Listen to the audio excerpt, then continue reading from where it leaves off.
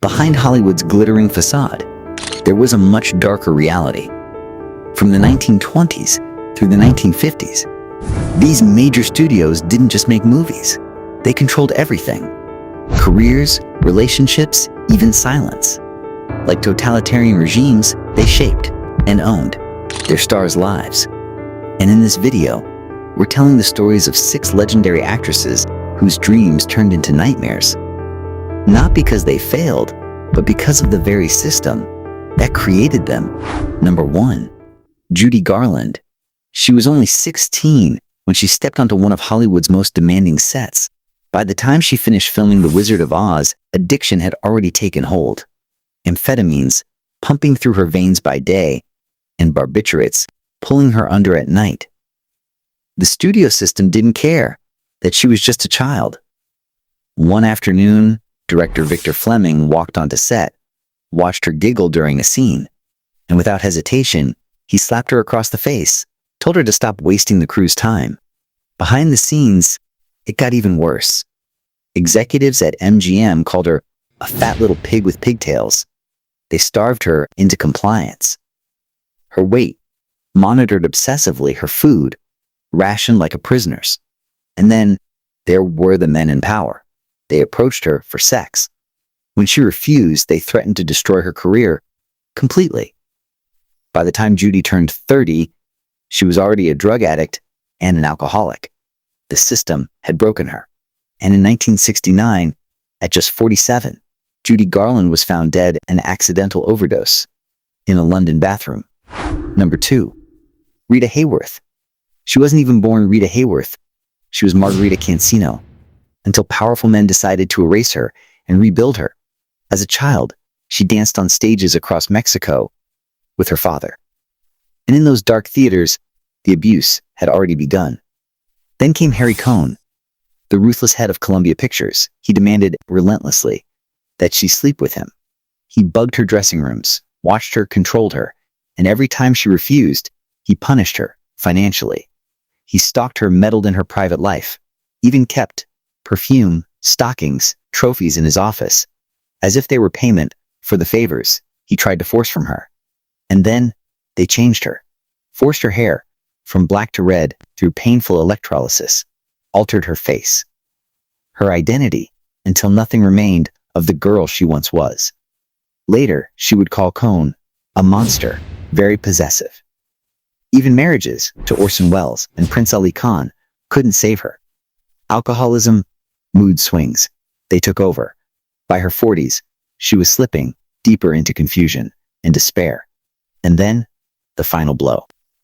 Rita Hayworth developed early onset Alzheimer's disease. A brilliant woman, slowly, painfully, disappearing from herself. Number 3, Vivien Leigh, a 2-time Academy Award winner, once for Scarlett O'Hara, and again for Blanche DuBois. But beneath that radiant beauty, there was a mind at war with itself. Vivien Leigh suffered from bipolar disorder, a condition no one truly understood back then, and even fewer were willing to admit existed. Then came Elia Kazan. When he cast her in A Streetcar Named Desire, he demanded total immersion, complete transformation into a woman descending into madness. Leigh gave everything, and the role consumed her. Later, she admitted it herself. That playing Blanche tipped me over into madness. In 1953, while filming Elephant Walk in Sri Lanka, her mind finally broke. She tried to jump out of an airplane mid-flight. Back in Hollywood, she locked herself in her dressing room, screaming lines from Streetcar, refusing to come out. They sedated her and committed her to a psychiatric hospital. But instead of real treatment, they gave her electroshock therapy. Electric currents burned into her temples, leaving marks that never truly faded. And in 1967, at just 53, Vivien Leigh died from tuberculosis. Number 4, Joan Crawford. She arrived in Hollywood just 17 years old, a poor girl from Oklahoma with nothing but her talent for dancing. Louis B. Mayer gave her a contract and a new name, erasing her past completely. MGM functioned like a totalitarian dictatorship, controlling every detail of her life from her marriages to her hairstyles, demanding complete loyalty and absolute obedience. When Mayer thought she wasn't right for a role, he blocked her from playing complex characters. But Crawford, she fought back, pushing for the most challenging roles even when they clashed with her glamorous image. Mayer didn't stop there. He controlled her romantic life ruthlessly, issuing ultimatums to her co-stars.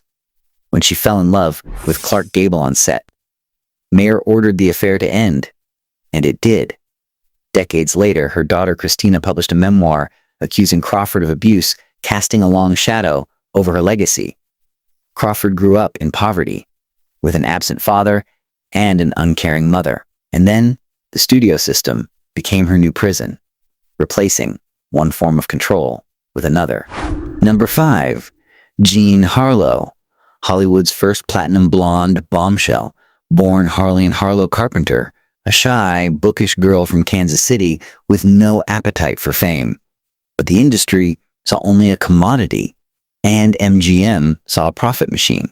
They forced a morality clause into her contract, forbidding her from marrying William Powell, because they believed a woman is more desirable single. When she became pregnant with Powell's child, MGM arranged a secret abortion. Her stepfather beat her relentlessly, pestered her for sex, and threatened to release pornographic photographs from her teenage years if she ever tried to escape. Director James Whale forced her through a grueling 2-day Technicolor shoot that permanently damaged her eyes. Her second husband, MGM producer Paul Byrne, beat her severely with a walking stick on their wedding night. By age 26, her body gave out. Childhood scarlet fever had damaged her kidneys. In 1937, Jean Harlow died from uremic poisoning, broken by a system that had consumed her entirely. Number 6. Marilyn Monroe.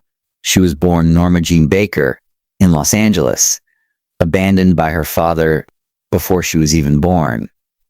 Her mother spiraled into mental illness, leaving her to drift between orphanages and foster homes. One of her earliest memories, her mother trying to smother her with a pillow while she lay helpless in her crib. By 1953, at just 27, Monroe became Hollywood's first major silence breaker. She published an article titled "Wolves I Have Known," exposing the casting couch culture that preyed on young actresses. She wrote candidly about men who cornered her at parties, called her into offices, promising opportunity. And she admitted, "I've slept with producers. I'd be a liar if I said I didn't." Desperate to escape the dumb blonde roles that trapped her, Monroe created her own production company and studied acting seriously with the legendary Lee Strasberg. Yet, the powerful men continued to exploit her. She endured sexual abuse in her childhood and relentless harassment from studio executives and directors throughout her career. On August 4th, 1962, at just 36, Marilyn Monroe was found dead from acute barbiturate poisoning. Hollywood's golden age was built on the broken dreams of young women. These 6 actresses paid the ultimate price for our entertainment. Their stories demand to be remembered, not as tragic footnotes, but as a reckoning. Don't let their suffering fade into silence. Like this video, subscribe for Untold Hollywood Stories, and comment which actress's story moved you the most.